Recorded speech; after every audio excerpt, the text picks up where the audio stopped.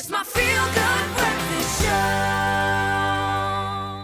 And a very warm welcome back to your Feel Good Breakfast show on this Monday morning. We're talking to relationship expert Dr. Eve on the importance and significance of engagement rings. We've had varied viewpoints and we want to encourage you to share yours with us. So give us a call on 083-913-3728. So earlier on, Dr. Eve, we were discussing among ourselves that if we are saying that in order to ensure equality in relationships, just as much as a lady has to wear an engagement ring to symbolize her commitment, so too does the gentleman. But then does that apply to things like lobola? Are we saying that if a guy is going to be giving lobola, then the girl should be giving lobola too? If we're saying the lady's parents should be paying for the wedding, then the guy's parents should be contributing too. And then... Are we doing away with all traditions of marriage in order to ensure equality? I think equality is the most important thing. People love traditions, and I think that we can be creating, individual people should begin shifting into creating more equal traditions between the two of them.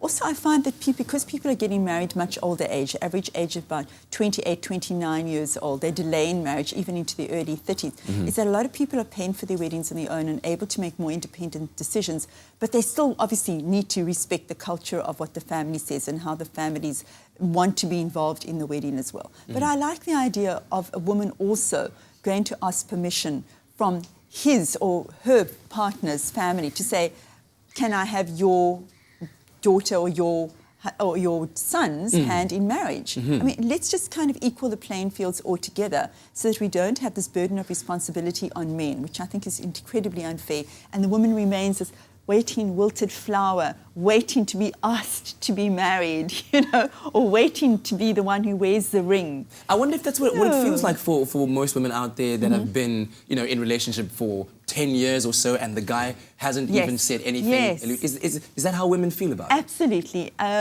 very much so. And I'd love to hear from our viewers if that's been their experience as well. And is it just a case of tradition and the way that the world works that women don't feel empowered to then ask that question to say, hey buddy, listen, I've actually been with you for so long and I want to get married. Will you marry me? And then, and not, you know, not kind of skirt around the issue like, are we going to get married one day? Just ask the question directly. Yeah, I'd just like to do a proposal. I really would like to be more committed with you.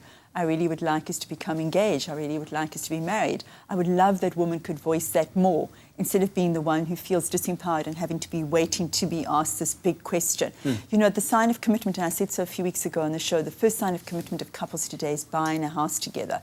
And then comes the engagement, and then comes the wedding, and then the child, or actually the child can come even before the wedding actually happens. So we're reversing traditions a huge amount, but I love the idea of bringing in gender equality into this all. All right, well, we'd like to engage with you at home, so do give us a call on 083-913-3728.